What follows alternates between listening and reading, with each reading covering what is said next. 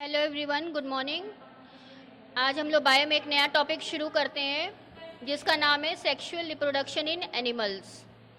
तो sexual reproduction इसके पहले हम लोग थोड़ा सा डिस्कस किए थे, और ए सेक्सुअल रिप्रोडक्शन को हम लोगों ने प्लांट्स में और वैसे पढ़ा था, वेजिटेटिव प्रोपोगेशन भी पढ़ा था। अब आज पढ़ना है सेक्सुअल रिप्रोडक्शन इन एनिमल्स। तो एनिमल्स यानी कि पहले हम लोग को ह्यूमंस में ज़्यादा पढ़ना है, ठीक है। तो ह्यूमंस में चलिए देखते हैं कि सेक्सुअल रिप्रोडक्शन किस प्रकार से होता है। सबसे पहले तो जो मेल होता है, मेल और फीमेल, देखिए सेक्सुअल रिप्रोडक्शन में क्या होता है, मेल और फीमेल दोनों ऑर्गेनिज्म की आवश्यकता होती है। कोई भी अगर एक एब्सेंट होगा तो उसमें सेक्सुअल रिप्रोडक्शन नहीं हो पाएगा। तो मेल और फीमेल ऑर्गेनिज्म दोनों की आवश्यकता होती है सेक्सुअल रिप्रोडक्शन में, ठीक है। और मेल में देखिए, मेल और फीमेल दोनों में सेक्स सेल्स बनते हैं। सेक्स सेल्स को ही गैमीट्स भी कहा जाता है, ठीक है। तो मेल में जो सेक्स सेल्स बनता है उसे हम स्पर्म कहते हैं, और फीमेल में जो सेक्स सेल्स या गैमीट्स बनता है उसे ओवा कहते हैं, या ओवम कहते हैं, या एग कहते हैं, ठीक है। तो मेल गैमीट में क्या बनता है, स्पर्म बनता है, और फीमेल गैमीट में क्या बनता है, ओवा, ओवम या एग बनता है। तो उसे ही गैमीट्स कहते हैं। गैमीट्स दो होते हैं, मेल और फीमेल, ठीक है। और गैमीट्स होता क्या है, गैमीट्स एक्चुअली और कुछ नहीं, एक प्रकार के सेल होते हैं जो सेक्सुअल रिप्रोडक्शन में मदद करते हैं। तो देखिए, मेल जो गैमीट होता है उसे हम स्पर्म कहते हैं, और फीमेल गैमीट को हम लोग ओवम या एग भी कहते हैं। तो सबसे पहले हम लोग स्पर्म का स्ट्रक्चर देख लेते हैं। स्पर्म या मेल गैमीट या मेल सेक्स सेल का स्ट्रक्चर देख लेते हैं। देखिए पूरा ये मेल स्पर्म का स्ट्रक्चर बना हुआ है। और स्पर्म के स्ट्रक्चर में क्या होता है, इसमें तीन पार्ट होते हैं। हेड होता है, फिर नेक वाला पोर्शन होता है, फिर पूरा टेल का पोर्शन होता है। तो स्पर्म के स्ट्रक्चर को तीन पार्ट में डिवाइड किया गया है। हेड, नेक वाले पीस को मिडिल पीस भी कहते हैं, और लास्ट वाले पोर्शन को टेल कहते हैं।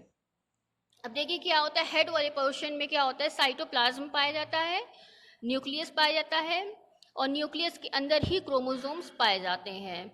ये पूरा हेड का पोर्शन हुआ। उसके नीचे जो पोर्शन पाया जाता है उसे मिडिल पीस कहते हैं। और मिडिल पीस में क्या होता है, ये बहुत इंपॉर्टेंट स्ट्रक्चर इसका होता है। मिडिल पीस में माइटोकॉन्ड्रिया पाया जाता है, और सबसे लास्ट जो होता है वो टेल होता है। अब माइटोकॉन्ड्रिया का काम क्या होता है, स्पर्म को एनर्जी देने के लिए। स्पर्म क्या करता है, स्विम करता है। तो स्विम करने के लिए उसको एनर्जी कहाँ से मिलती है, माइटोकॉन्ड्रिया जो मिडिल पीस में पाया जाता है उससे मिलती है। और टेल क्या करता है, स्विम करने में मदद करता है। तो देखिए, टेल का काम है बस स्विमिंग में मदद करना, मिडिल पीस का काम है एनर्जी प्रोवाइड करना। मेन फंक्शन जो होता है हेड का होता है, क्योंकि हेड में ही क्रोमोसोम्स पाए जाते हैं और वही फर्टिलाइज करता है। तो ये पूरा हो गया आपका स्पर्म का स्ट्रक्चर, जिसे मेल गैमीट कहते हैं, ठीक है। अब ये माइक्रोस्कोपिक स्ट्रक्चर बना हुआ है स्पर्म का। अब दूसरा देख लेते हैं ओवम का स्ट्रक्चर। ओवम या एग का स्ट्रक्चर बहुत ही सिंपल होता है, ठीक है। सबसे अंदर पूरा साइटोप्लाज्म भरा होता है। साइटोप्लाज्म के अंदर न्यूक्लियस होता है, और न्यूक्लियस के अंदर ही क्रोमोसोम्स पाए जाते हैं। और सबसे बाहर का जो स्ट्रक्चर होता है उसे सेल मेम्ब्रेन कहते हैं। तो सेल मेम्ब्रेन होता है, सेल मेम्ब्रेन के अंदर साइटोप्लाज्म भरा होता है, और साइटोप्लाज्म में न्यूक्लियस पाया जाता है, और न्यूक्लियस के अंदर ही क्रोमोसोम्स पाए जाते हैं। तो ये फीमेल गैमिट हो गया और ये मेल गैमिट हो गया आपका, ठीक है। तो अब क्या होता है, मेल और फीमेल गैमिट क्या करते हैं, कंबाइन होते हैं। कंबाइन होने की इस प्रोसेस को बोला जाता है फ्यूजन। तो फ्यूजन क्या होता है, मेल गैमिट कॉम्बिनेशन या fusion of male and female gametes. और जब मेल और फीमेल गैमिट यानी कि स्पर्म और जो ओवम है, जब ये कंबाइन होते हैं या फ्यूज होते हैं तो क्या बनाते हैं, जाइगोट बनाते हैं। जाइगोट किसे कहते हैं, फर्टिलाइज्ड ओवम को ही जाइगोट कहते हैं। और जाइगोट से फिर क्या बनता है, एम्ब्रियो बनता है, और एम्ब्रियो से पूरे चाइल्ड का फिर फॉर्मेशन होता है, ठीक है। तो फर्टिलाइजेशन का प्रोसेस जो होता है, मेनली फर्टिलाइजेशन किसे कहते हैं, fusion of male and female gamete is known as fertilization. जब मेल और फीमेल गैमेट फ्यूज़ हो जाते हैं तो उसे फर्टिलाइजेशन कहा जाता है।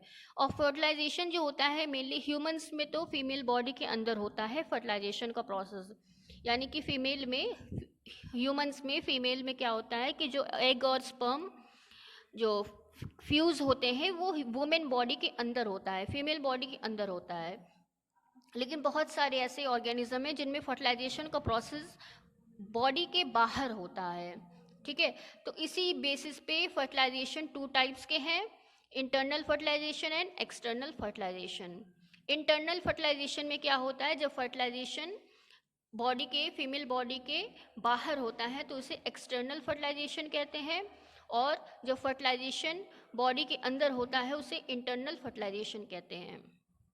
अब एक्सटर्नल फर्टिलाइजेशन यानी कि बॉडी के किन ऑर्गेनिज्म के बॉडी के बाहर फर्टिलाइजेशन होता है, जैसे कि फ्रॉग हो गया, टोड्स हो गया, एम्फीबियंस मोस्टली जो होते हैं, एम्फीबियंस हो गए, फिशेस हो गए, मछलियाँ हो गई, इन सब में एक्सटर्नल फर्टिलाइजेशन होता है।